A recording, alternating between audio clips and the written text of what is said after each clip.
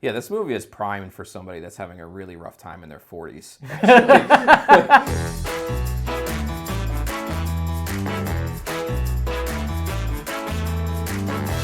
Today we're going to be reviewing Pixar's Soul, which is directed by Peter Docter. It's available now on Disney+. So Soul follows the character of Joe, which is a piano musician, and he's trying to make it big. And unfortunately, his kind of dream is cut short when he falls down a manhole and his soul is separated from his body. And the journey from there is just kind of him trying to find his way back to himself so he can get to this gig that's very important to his future. So Jeffrey, what do you think about Soul? So I'm going to just name some things that I like, and let's just say that these things are at random. I really like movies that explore existential issues. I really like movies that explore or reckon with meaninglessness or trying to find meaning in your life. And I also really, really love jazz music in my personal life. So, Soul was awesome. Soul was a really good movie. I think it's certainly Pixar's best movie since Inside Out. I may even like it better than Inside Out, but time will tell. But that was the last time that I was this taken with a Pixar film. I think that they knocked it out of the park for all of the reasons that we're about to get into. Yeah, I absolutely adored this film. I thought it was a triumph. I think it just passed every single test with flying colors, whether it's the characters, the plot, the kind of subject matter, and its meaning to kind of like humanity and society and kind of all those things intertwined. So speaking of the story too, the voice work is really great in this movie. Jamie Foxx plays the main character, Joe Gardner. He does a really great job. He pulls off, I think, all of the emotional beats that the voice actors need to do. And also Tina Fey is just perfectly cast as 22. Just the kind of, freewheeling, all over the place kind of character that 22 is. Tina Fey just pulls it off, and she's really great. Yeah, she kind of has to achieve this kind of tightrope act of switching between all these different emotions very quickly. Yeah. And I think she pulls that off so well. The animation looks terrific, and I think that more importantly than that, you see a lot of different animation styles in this movie.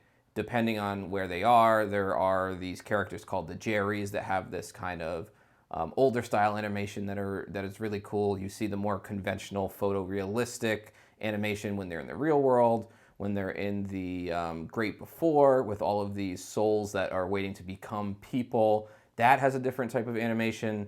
So, but more than that, it's not just showing off its technical wizardry. All of the animation really informs where you are and the thematic heft of what's going on in those places. So it's not just this, oh wow, look how cool this is, they worked really hard on this. It all goes to what the movie's trying to tell you and what it's trying to make you feel.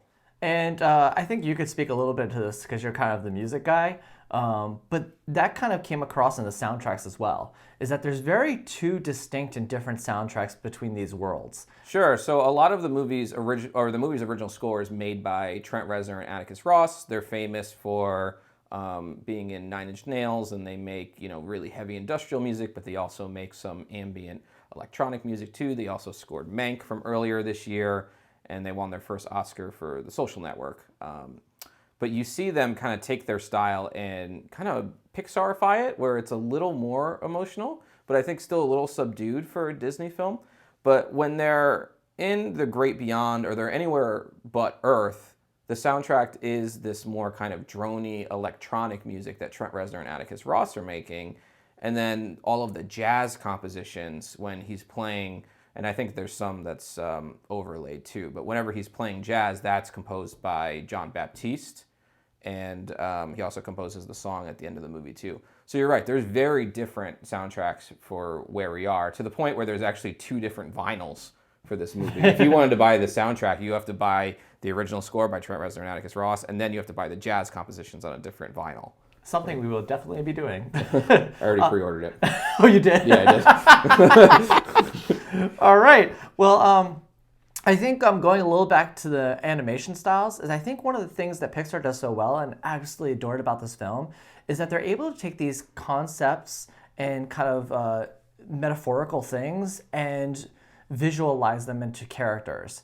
So whether it's the character of like a lost soul, which is kind of a character in this movie that they kind of show somebody who's kind of lost their inspiration in life, and kind of how their soul progresses as they become deeper, more deeply entrenched in the sadness of not reaching their inspirations and goals. So I just love how that's visually displayed in the animation.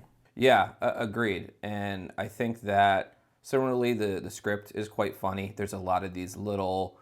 It's one of Pixar's, I think, maybe least funny movies, or maybe most serious movies. I think it has more serious intent, but when it's funny, it's very funny, and it's highbrow funny. There are moments of this film where I was kind of thinking, like, I'm not sure whether this is actually more made for adults than it is for children. And I would be interested to see the reaction of a child watching this movie, because so much of this movie, I think, was just very deep and connected, I think, more with an adult on an emotional level than possibly a kid. Yeah, this movie is primed for somebody that's having a really rough time in their 40s.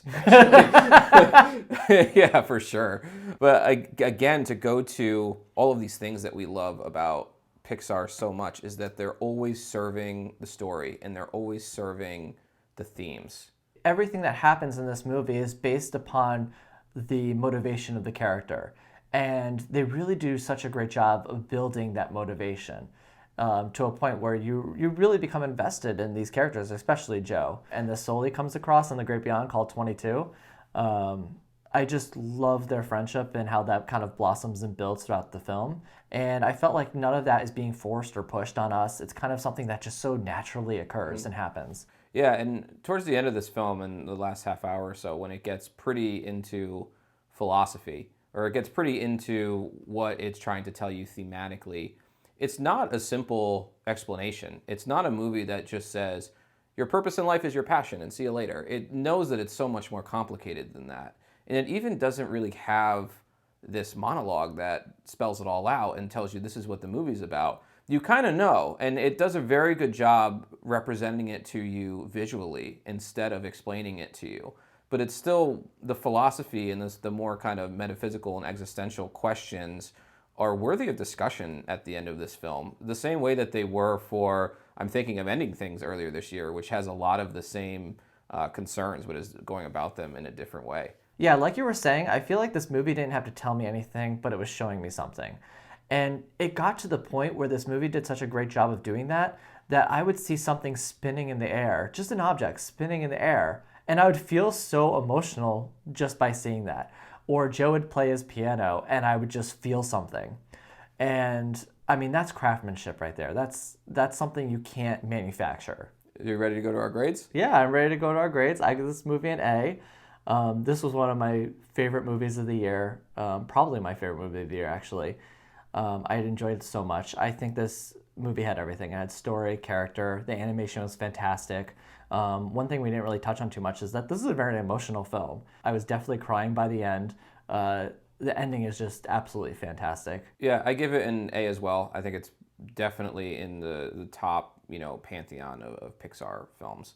I think it does so good. What it does so well is make the philosophical personal. So it's not just this kind of cold movie that's giving you all these big ideas. It takes those ideas and it shows you how they affect your daily life, how it affects this person's daily life, Joe Gardner's daily life. You rarely get all of that working together in a film, and you rarely get such technical mastery with all of this emotional heft and having it all inform and being intertwined together. It's just, it's terrific. All right, and that's it for our review of Soul. If you enjoyed this video, please feel free to like and subscribe, and we'll see you in the next video.